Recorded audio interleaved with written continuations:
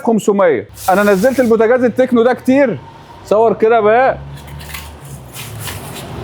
تمام. بس احنا الشركه عدلت فيه شويه، غيرت المقبض، طبعا الملصقات شكلها حلو، الازرق، الاستانلس تقل شويه، نسب النحاس زادت، المفاتيح اتغيرت بقى شكلها حلو شبه الاي كوك القديم، مفتاح الاتنين لون. بوتاجاز تكنو كوك، ارجع ورا، بوتاجاز تكنو كوك 80 في 60، ده مش ارتفاعه، لسه فيه 4 رجول، 4 رجول وضمان اهو. سيخ الشوايه بموتور كهرباء منفصل، 2 مفتاح لتشغيل الفرن، مروحه ولمبه واشعال، وسيخ الشوايه. استانلس بالكامل، اي ازرق وابيض ده بيتشال. البوتاجاز استانلس مش صاج مش الوان، الاستانلس ما بيتلونش.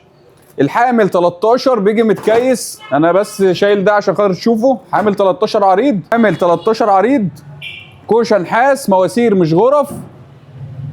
ده شكل بيجي لك متكيس، ال3 حوامل بيجوا متكيسين زي كده، ضمان 5 سنين. البوتاجاز بقى شكله احلى، ضمان 5 سنين معتمد، وانا الوكيل بتاعه، تسالني في الضمان بتاعه.